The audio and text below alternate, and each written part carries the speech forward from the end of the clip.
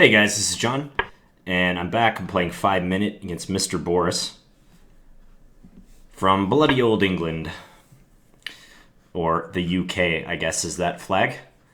And, what to do? He's playing a true English opening, the Trompowsky.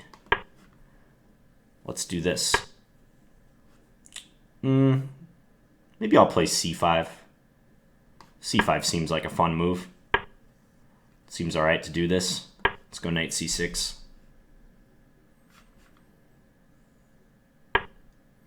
Maybe b6. Fianchetto our light square bishop.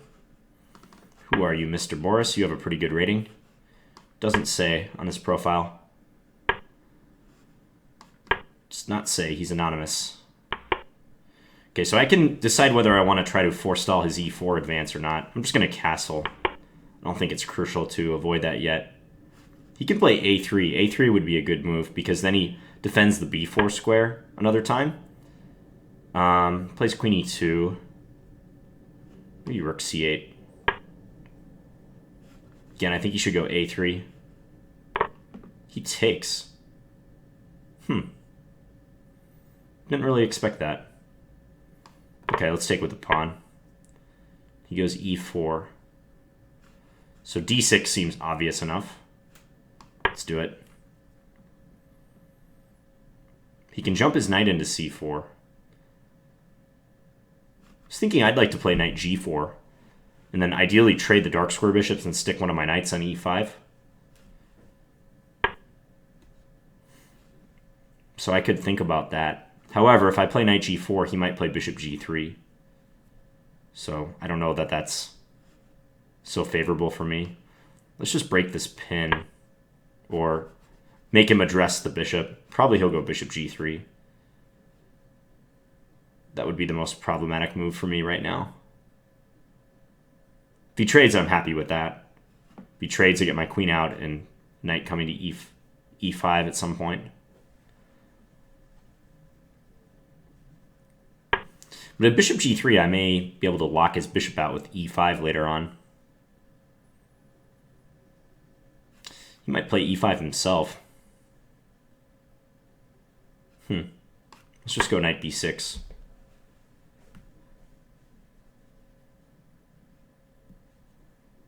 So if he plays e5 himself, what do I do about that?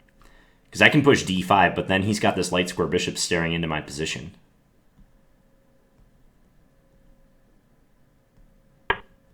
Plays knight c4. Okay, that makes me feel a little bit better.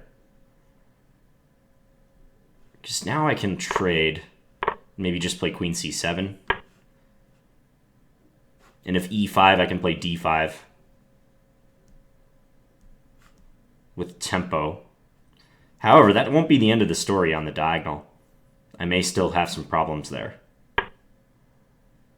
He's just going to double up. You know, I really want to play e5. Maybe I play knight a5 first. Yeah, let's do knight a5. Harass his bishop.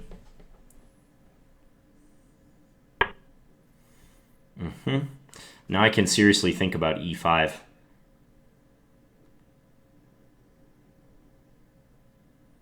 It'd be a very interesting plan. What are my alternatives? Let's do it. Let's try it. I just want to stop him from playing e5 himself.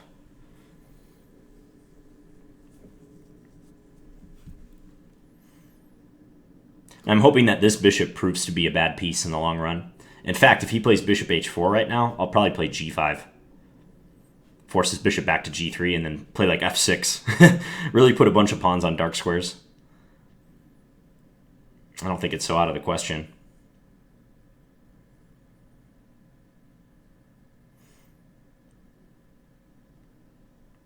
There might be potential for f5 someday to undermine his e4 pawn. He just doubles up. I'm kind of thinking bishop c6 or c4.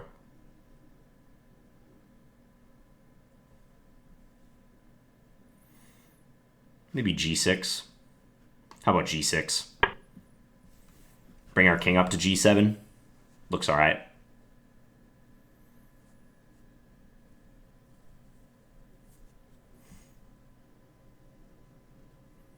It also makes sure that if he plays knight h4, he can't get into f5 for free. b4 would be interesting if he played that. Moves the bishop. Queen b6 maybe? Yeah. This move stops b4. I can also play bishop a6 now if I want. And if bishop a6, he'll play bishop d3. I really like this g5 move, so I'm going to do it. It locks in my own bishop. I'm well aware of that. It's a pretty audacious looking move. f5, no. Let's just go king g7. No, he might sack on d6.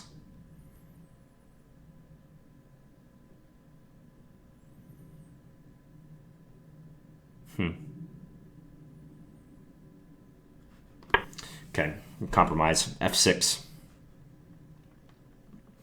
So I'm arranging all these pawns on dark squares. I really want to keep this out. He can move his knight and then play f3 eventually. That would be fine for him. But even then, like even if he gets the bishop to f2, it won't be the end of the story. Okay, now I hope he plays f3.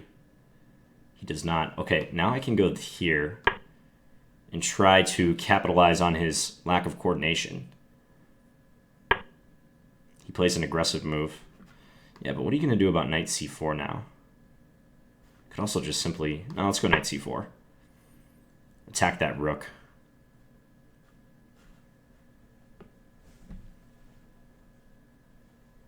Rook doesn't have a lot of good squares either. I mean, if he goes to e2, I take on b2, and I'm attacking both rooks. Okay, so he's going to sacrifice the exchange. This is what he has decided to do. This knight is headed for e3, though. Ooh, I didn't notice that until now. Oh, man. That's really bad for me if he gets there. Okay. I have to take abortive action. I'm going to force him to take so he can't get the knight in. Oh man, this is going to get wild.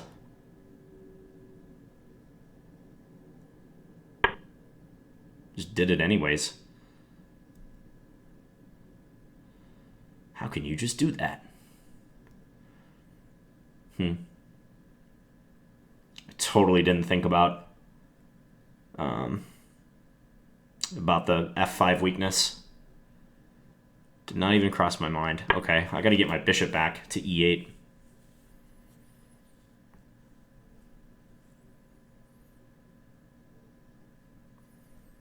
I just assumed he was moving his knight around nonsensically. When he played knight c2, all I could think of was like, oh, b2 is hanging now. I might still win this game on time. Check. But I'm not proud of how I've played it. You can play f6, but I'll take with my bishop. Let's just defend this guy. Go here. Barricade ourselves. Make sure he can't hurt us too bad.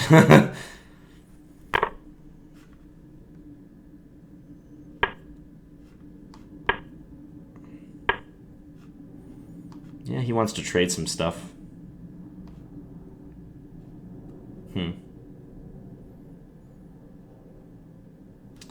What to do. Okay, just take it. Let him take with the rook. Trade? Nope, no trade.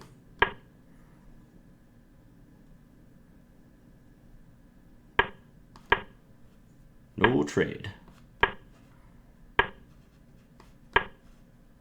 Now he kind of has to trade.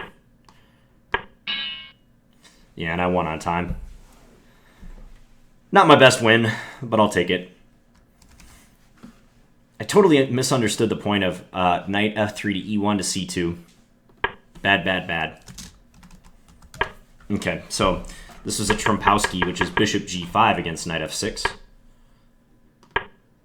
played e6. This is one of many options for black. c5 is also a good move. That was recently recommended to me as like a practical weapon against the Trompowsky. Just allowing white to carry out their air quotes threat of bishop takes f6. And I think the person who recommended it just said that black has good play, like going d6, f5, bishop g7, queen b6 potentially. I'm probably simplifying that, but I know c5 is a highly regarded move. d5 is also good. Knight e4 is common to attack the bishop. I just did e6. The real way for white to take the bull by the horns in this position is e4. That's a move to try to prove that e6 was not accurate. And then after h6, white has to play bishop takes f6, because if they try to keep the pin, then g5, and the bishop moves, and then we take on e4. This is good for black. So in this position, which I've touched upon in a video before, black hopes to stay solid with his bishop pair. And ironically, black shouldn't play to open the position too fast. Even though he has the bishop pair, he usually takes a more restrained approach, like d6 and knight d7. Often fianchettos both bishops, I think. b6, bishop b7, g6 in here. Queen comes back to d8. He kind of turtles up and tries to throw caution to the wind against the e4 and d4 pawns. So I would say the opening proceeded normally for us. Just fianchettoed my light square bishop. This is good because my pawns are arranged on d7 and e6, so it had no hope of getting out this way. Now, I was mentioning the move a3. I thought this would be a good move for him because that would allow him to play e4 coming up if I don't do anything. If he were to play e4 right now, then I could take on d4, and then after pawn takes, I would have this move knight b4, which causes him some problems, I believe. Because if the bishop retreats to b1, I have bishop a6. So it's to his benefit to control the b4 square. So that's why I thought he might play a3. And I don't know what I would have done. I might have even have played d5, so he couldn't play e4.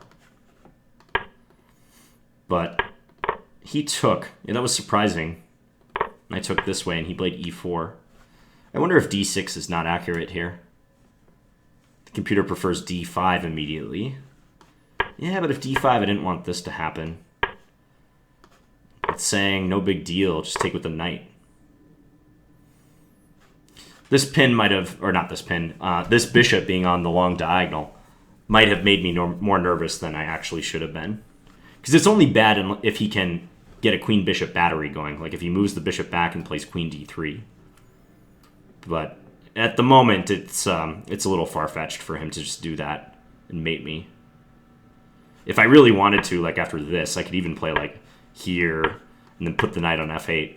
Knight on f8, there is no mate, according to Bent Larson. So that might not have been a bad idea. d5.